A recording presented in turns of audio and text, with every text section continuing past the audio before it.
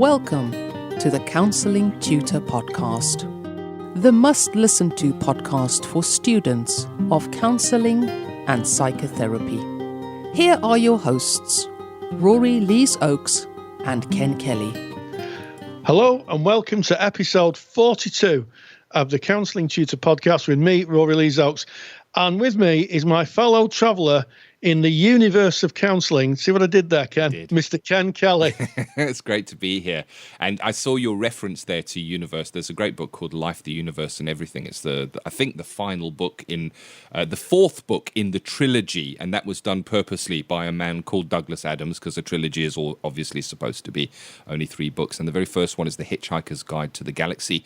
And they look for the ultimate answer. They create a computer called Deep Thought. And it comes back and returns that the ultimate answer is 42. It then begs the question, what is the ultimate question that you get the answer 42 for? But it is episode 42, and thus the reference for those in the know. A great episode for you, 42. We're going to be kicking off speaking about strong emotions in the counselling room. And this is where maybe a client, when we're digging into the feelings, maybe hits on frustration or maybe even anger. How does that show itself, and how do we work with that in the counselling relationship in the room with protection and a focus on protection for ourselves, I guess. Theory with Rory, a really interesting one here. And I think one maybe overlooked often, and that is secondary loss. Can you give us a taste of that, Rory? Yeah, when we have clients who come to us who may have lost a loved one, it's sometimes easy to overlook that actually they may have lost lots of other things, and loved ones, when they die, it may be they're a primary earner. It may be they are the people who earn the most money, or it could be that there's other losses. You know, someone may have a business and the business might disappear. So sometimes we just have to work with the secondary loss before we get to the loss of the person. And it can sometimes be a bit confusing when clients come in talking about, I'm losing my home when their partner's just died. Mm-hmm. You know, the natural thing may be to say, well, I wonder why they're not worried about the partner. We're going to look at that, and I'm going to tell you about a little bit of grief theory. It might be useful for people who will come across clients, and you will definitely come across clients who are working or experiencing what's known as secondary loss. Looking forward to Theory with Rory today. Lots of learning there for me.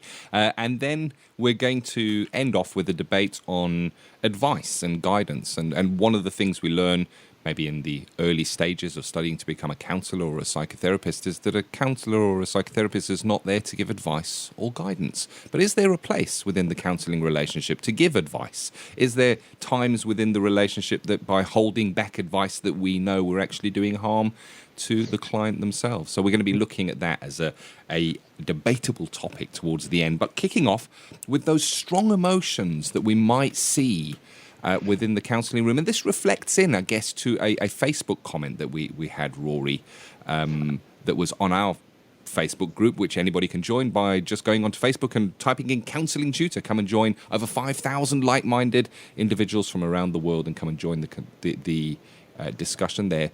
Yeah, well, it's interesting that you said we're kicking off, and term that we use in Manchester for when there's maybe some difficulty or someone's getting into a fight. It's called having a bit of a kick-off. It's a bit of a patwa, a bit of a Mancunian patwa. But I'm grateful to Lisa McLaren-Meakin, who's one of our Facebook contributors, and she says, what do you believe are the most important emotional needs of the counsellor? Well, I mean, we'll work with clients with a panoply, a palette of emotions, and we should welcome all emotions in the therapy room. We shouldn't just say, well, you can have sadness and you can have happiness and you can have frustration, but we can't have anger. You know, and I think if anger is something that worries you as a trainee or even a practitioner, you nearly need to kind of ask what your experience of anger is. Yeah. What can there be any benefits with anger? And I think there can be. Anger's changed the world. You look at people like Nelson Mandela, Mayor Angelou. There's hundreds of people who have been angry about an injustice, and they've gone on to change the world. You know, the suffragettes, they were angry. They went on to change women's place in the world. So anger's not a bad emotion. It's just how people use it. So the first thing I would say is, are you comfortable with the panoply of emotions that can be expressed? And if you're not, then really you need to do a bit of personal development, maybe a bit of your own therapy, because we'll meet clients who will show their entire canvas of emotions. We'll meet every single emotion that the human condition equips a human to have in the therapy room.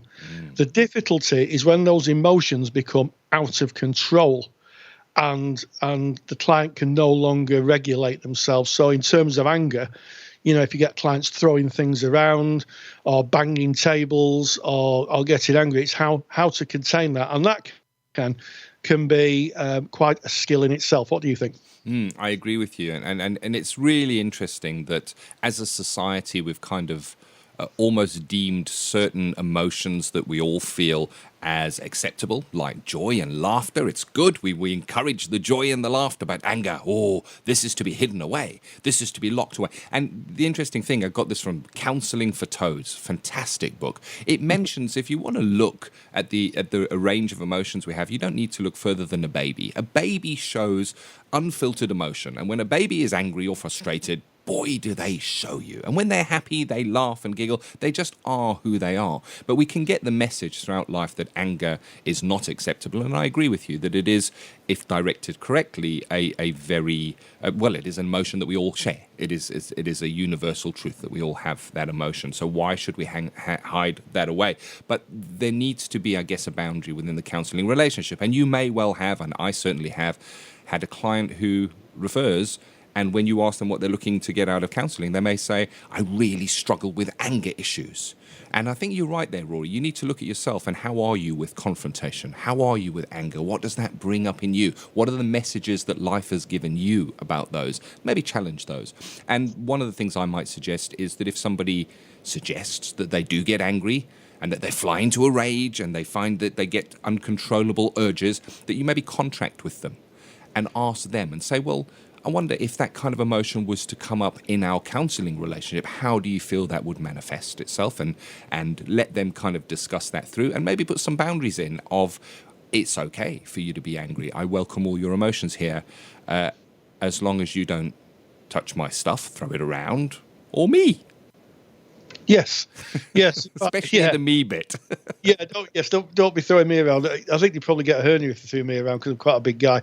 But my view on that would be is to say to the client and to contract. In fact, I talked with a wonderful therapist called Deb Instone a few years ago. In her contract, she used to say, you can get as angry as you like as long as you don't trash me or trash the room. And I think that's really, really a useful way of doing that. And also, I think it's a contained way of saying to the client, all your emotions are welcome here, but there are limits to it. And it links in really to as you alluded to earlier about the child. It alludes into the reparenting style that sometimes therapists find themselves performing. Patricia Clarkson talks about intersubjective relationships, and part of that 5 positions of the relationship was the contract right at the beginning, interestingly enough, and the reparenting style. And how about this, Ken? Transference, countertransference. I know it seems every week I'm mentioning transference. This is new. I haven't.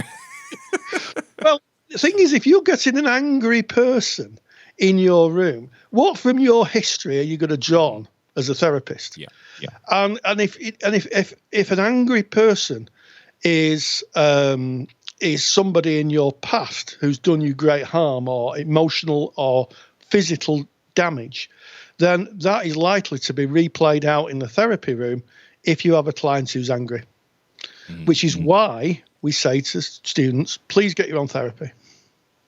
Yeah. Please get your own therapy, because unless you investigate that, then as soon as that happens, the transference will kick in, and all of a sudden you'll be back to that place in your history, and that might not be really good. That examination of self, understanding self, so important in our journey, in our learning to become therapists and be there for people. We need to kind of have a relative stability within ourselves, or at least know where our blind areas are, or when we are kind of going off the road that we're comfortable with, and know what kind of lies there. And I guess, okay, if we were kind of to put this another way, I remember from my training when you're kind of setting up what should a counselling room look like, one of the suggestions was that you sit closest to the door. As the therapist, that you have at least a clear line to the door. And I've kept that in my practice up until today. I'm in private practice, and I have a line to the door. If I need to get out, if something should go wrong, there is an escape plan. And there are certain agencies that may have a panic button, specifically if you are working with a high-risk client group. So I think there is something to be said for having a think of, if something should get out of hand, what your plan is. And it's best to, I guess, have a think of that before you get yourself in that situation, so that you have considered it. And it's a great topic to speak with your peers about, and hopefully it's a plan you will never need to use. But what is it you say? We hope for the best and we plan for the worst.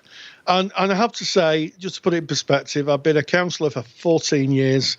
I worked with young men men who'd come out of prison as a support worker, and I've never, ever had any trouble with any of the clients that I've ever worked with. I worked at a camera shop for 2 years when I was a student, and someone threatened to shoot me dead if their camera didn't work, which I thought was a bit extreme. But it just goes to prove, I think that that we do plan for the worst. We never, when we work with the general public, we never know, who we're going to meet or where they are in terms of their lives. But I think, generally speaking, if we have a contract, if we understand our own history of where strong emotions come from and how we react to them, and I think more importantly that sometimes clients come and the reparenting. That doesn't mean that we treat our clients like children. I want to be clear about that. But it's about regulation. It's being about stable. It's not about overreacting. It's not about panicking. It's being about, as we've talked before, being the adult in the room. Being like an adult, and keeping yourself regulated so the client can regulate themselves. If you stick with those three, I don't think you'll go too far wrong. I like that. And, as you're speaking about that, I think to transactional analysis, the ego states, the parent, adult, and child ego states. And I'm thinking anger could very easily trigger off a childlike behavior in the individual on the receiving end of that. So the person with the anger could be perceived as being the critical parent, and it's very easy to go into the adaptive child position to kind of walk on eggshells and appease the person so that their anger might subside. And I guess we're called on to be firmly in the adult position, and recognize that as a therapist, and maybe reflect that back and say, I can see you boiling with rage, that emotion is really searing through you, and be there empathically with them and work with that. I guess, wow, interesting topic. Yeah, working with anger is a healthy emotion as opposed to a destructive one, and I think that's important. And just to be clear, there's absolutely no place in the therapy room for clients to be abusive to us, to act in a way where we feel really unsafe. So if a client is, if that does happen with a client, I've never come across it myself, but I've heard occasionally where a client starts to replay out other relationships, with a therapist. So, they treated other people with disrespect, and all of a sudden they start to treat the therapist with disrespect. A therapist has every right to say, "Whoa, hang on a second, this is not okay, at all. This is not okay. This is not what I'm here for." And again, in the adult, working with the facts, say that this is not okay for you to say that. to say these things to me. In other words, you might get a client who starts to make really sexist comments to a therapist, or racist comments to a therapist, or ist in general comments to a therapist. Therapist should, is well within the right to say, no, this is not okay.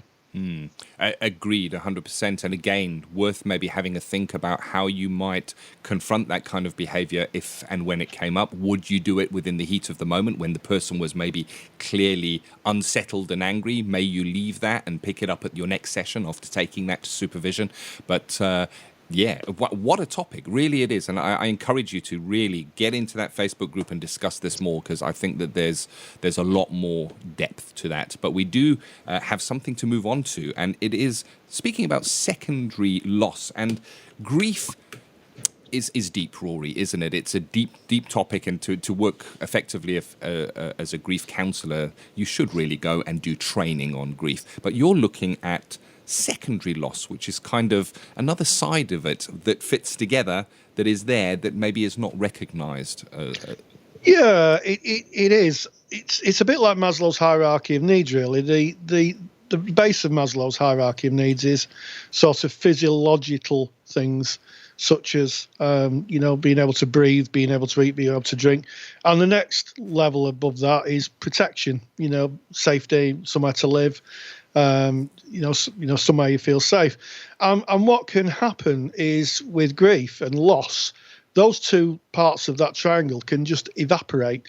So I'm thinking of people who may be, living with parents, and all of a sudden the parent dies, and they find out that the parents sold the house, and has been living off the equity.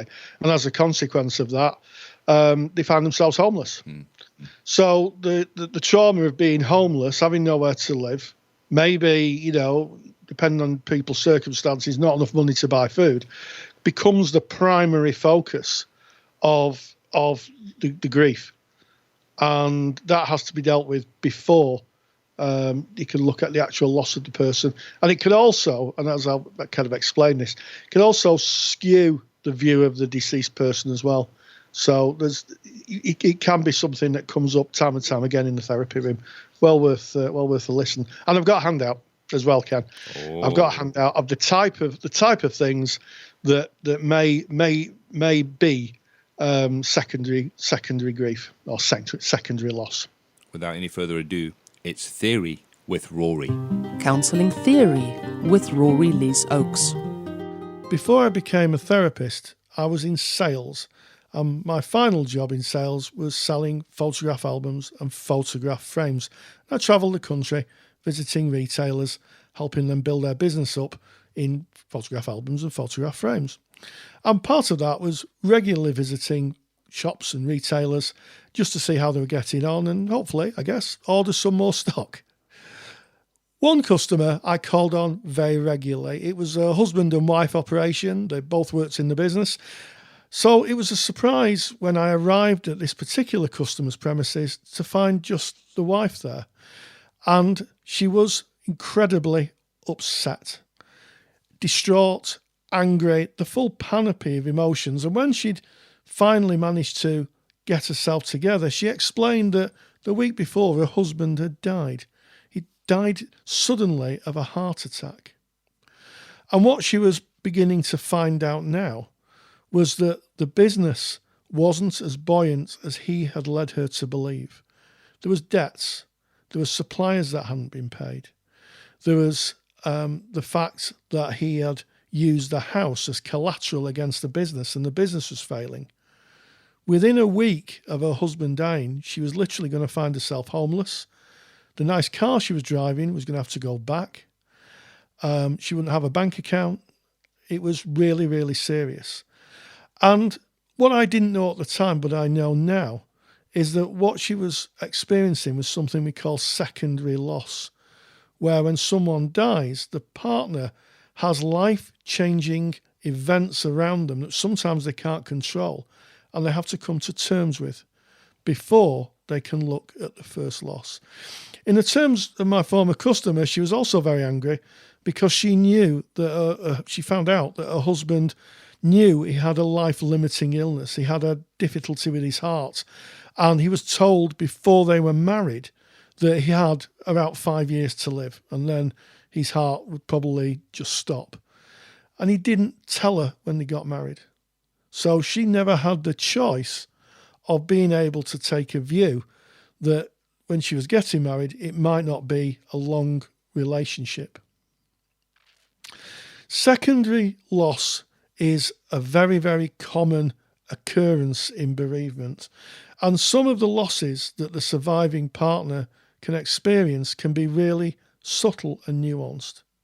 So in my former customer's case, it was a loss of income. Her business was going to disappear. It was going to shut within a week as creditors came in and took stock back. The bank withdrew a line of credit, and also the rent needs to be paid. And the landlords of the premises basically said, "Sorry, we're going to have to take the premises back." It wasn't just that. There was also a loss of identity. Up till the time of her husband passing away or dying, she'd thought of herself as a retailer, a key part of the town they were in. Everyone knew her as the retailer of photograph albums and photograph frames. That was going to end because as the shop closed, the customers would no longer come in again, and as a consequence, she'd lose those connections she'd made through many years. She'd also lost her future, hopes and dreams. Part of the plan was that eventually they were going to sell the business and move to Australia and retire in the sun. That evaporated. That was no longer going to happen. Loss of relationships. One of the tragic things about this was that her friends, some of her friends, deserted her. They'd associated with her because they'd seen that she was a successful businesswoman.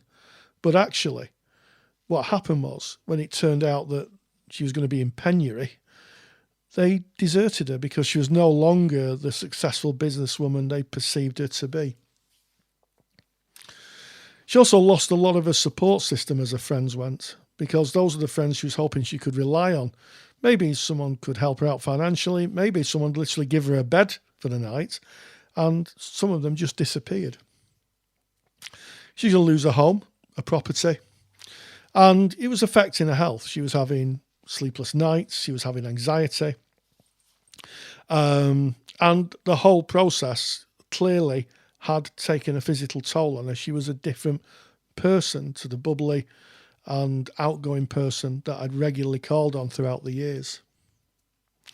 And it struck me now, as I'm voicing this podcast, that it was like a reverse Maslow's hierarchy of needs.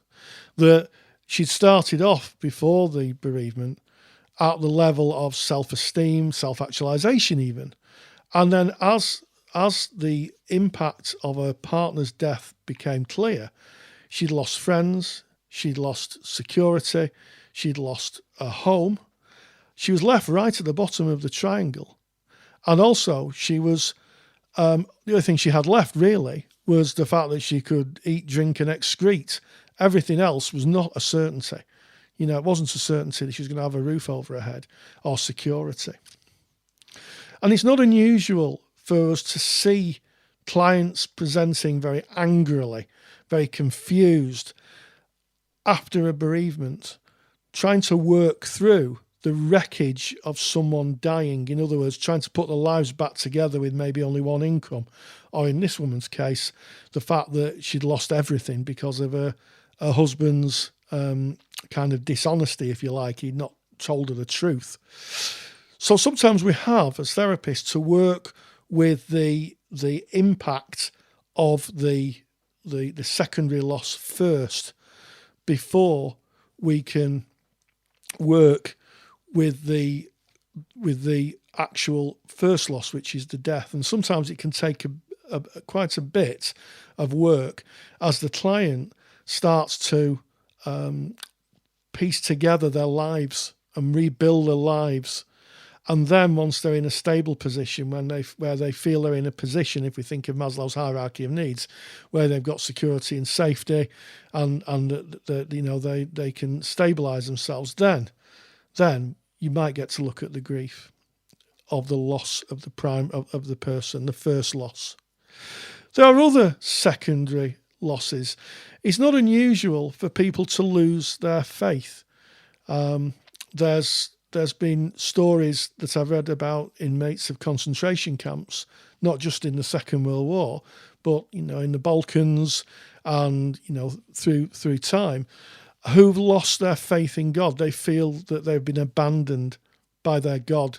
Why would my God leave me in a horrible place like this to have horrible things done to me? And these are real losses that people have to come to terms with. So I guess my message of the podcast is, or this theory with Rory, is that sometimes you're going to have to work more with the secondary losses before you can get to the primary losses. Now, I made a handout, and the handout's going to contain just an overview of what secondary loss is, and also you'll be able to look at the kinds of secondary loss. I'm going to do some bullet points of what secondary loss is so that you can recognise it should a client present with this issue. Thank you as always, Rory. And of course, if you want to get Rory's super duper handout from that episode, it's very easy to do. You just go to our mother website, which is counsellingtutor.com. Click on the podcasts tab and go to episode 42. And you will be able to download that from right there within that page. So really interesting. Thank you for that, Rory. And we're now moving on to advice and guidance within the counselling room. And we're clearly, directed to not give advice and guidance as counsellors. But is there room for giving advice? What happens when a client asks you for advice? Well, it's an interesting thing, and it's happened quite a lot in my career, Ken. And I'd like to thank Mandy Heath from Bournemouth, who, again, is a poster in our Facebook group. And she says, I have just started a level 4. How do people respond to clients who ask for your advice and guidance? What are possible ways to turn it back to the clients? Any suggestions would be welcome. Well, there we go. I hope you'll welcome these suggestions as we give you advice and guidance. I love it. I think advice is something that's kind of your own experience recycled. And if clients really wanted advice, what they should really do is wander down their back garden, look over the fence and speak to their neighbour or phone their friends up. They're not really that's not really what therapy is about. But there are times when clients will ask us a question to which we know the answer.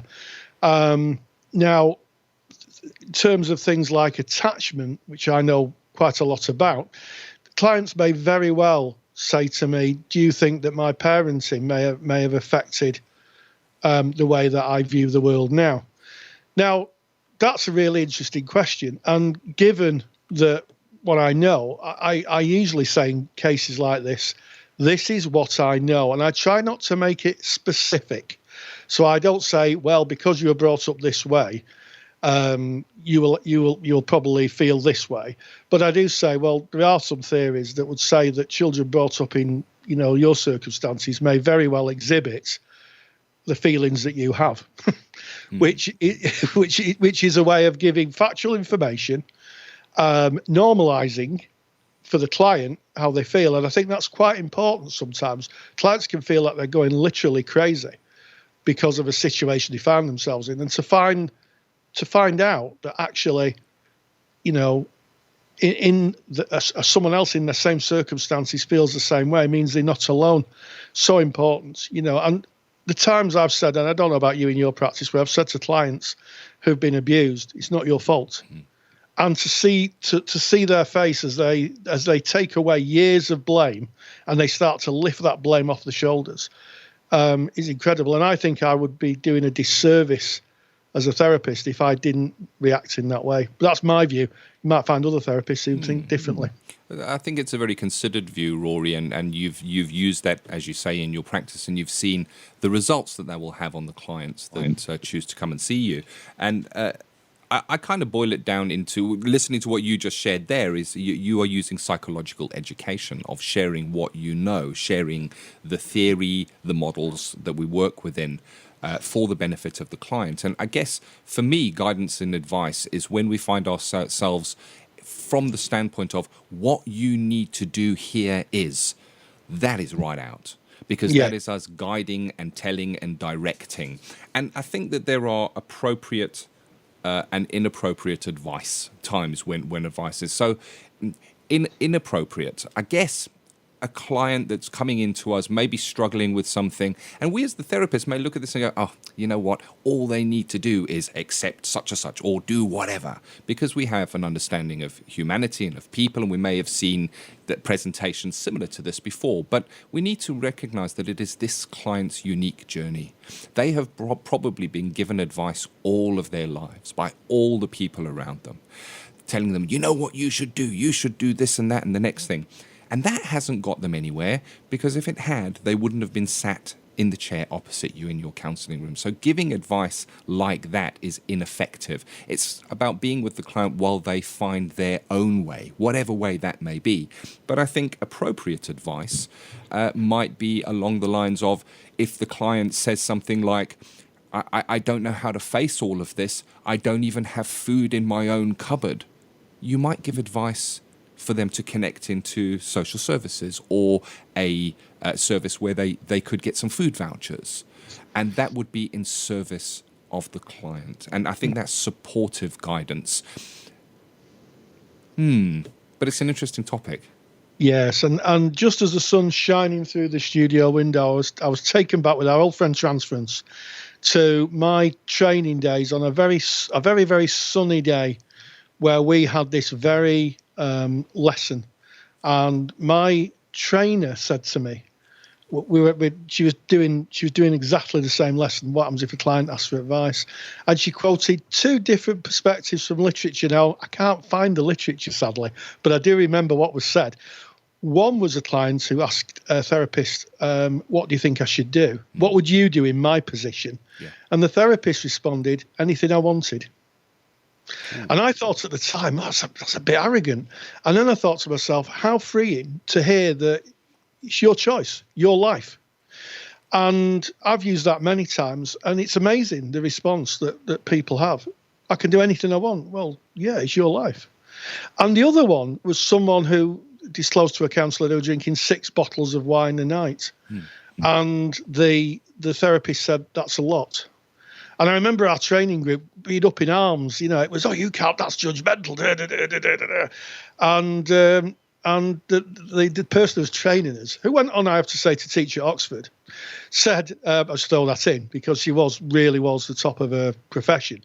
She said, isn't drinking 6 bottles or 9 one night every night a lot? Is that not a truth? It was like, well, yeah. So where's the wrong in that? And we all went away with really 2 positions. One position being saying to the client, you could do anything you want. And the other was, you know, if you're drinking 6 bottles of wine every night, that's a lot. But the contextual, it's the context that you're responding. One was about you could be anything you want to be. All you have to do is just take the time to be it. The other was about someone who was clearly self-harming themselves, and a reflection of the damage that was being done. Because drinking 6 bottles of wine a night every night will clearly hurt you, can clearly kill you eventually. Yeah. And it was, well, it's still, just seeing the sun coming through the studio window now, it was a sunny day, still remember that, and it still forms the bedrock of my practice all these years on. It's amazing, isn't it, what we remember from training, the gems we remember from training. Yeah, I guess that is a very real and appropriate challenge, because it is a lot. As you said, the 6 bottles of wine there, I was thinking, wow. And I guess when that client may ask us and say, well, such and such is happening and playing out in my life, and I don't know what to do, what would you suggest? What do you think I should do? And I've certainly heard that within my sessions, and I have great certainty that everyone listening to this at some time is going to hear that. And so often the client that sits there is lost. They've lost themselves. They have no self-belief in their decisions, their ability to make decisions and find the way. And I guess it's our job to show that we believe they can, and that we trust them to find the way, because that's really empowering. You know, the answer is not outside; it is in you. You will find the way, and we can do that together. That's really I guess, person-centered and empowering that client. And I think disempowering to say what you need to do is, I am the expert, I'm going to tell you. Yeah. Interesting topic and one worth debating again in that Facebook group. Yeah, absolutely. And one final response I used to use when I was a child therapist was I would say, well, if you had a friend who was going through the same thing, what advice would you give your friend? Ooh. And it's amazing how many people would say, well, I would say to my friend, and I'd say, well, that sounds like you're giving good advice. And then there'd be a bit of a pause, but it became apparent to the client that the advice they were giving the friend was actually the advice they were taking themselves. Ooh, so that is a little technique. Let's show you a little technique. Sometimes it works, sometimes it doesn't. But wow. Yeah, I'm going to integrate that into my practice. I really like that, and it's not something I've come across before. I've come across similar things, I guess, but it's reframing. It's taking the person out of it and taking them out of the situation, and they're kind of looking in on the situation, and it gives a fresh perspective. I really like that. Well, I certainly have taken something from episode number 42. We kicked off starting about those strong emotions that we may find within the counselling room and how that is for us, what it may bring up for us and how we can work with that contractually and within that moment. We also had a look at theory with Rory where we explored secondary loss, and of course you can get the handout for that by going to counsellingtutor.com, clicking on the podcast tab, going to episode 42, that's this episode, and you can get that download. And of course, advice and guidance, we've just spoken about that. It's been a theme, we've got the answer to everything. It is episode 42, and as we end it, as always, stay grounded and stay safe. Take care. Thank you for listening to the Counselling Tutor Podcast. Find the show notes for this episode on our website at www.counsellingtutor.com.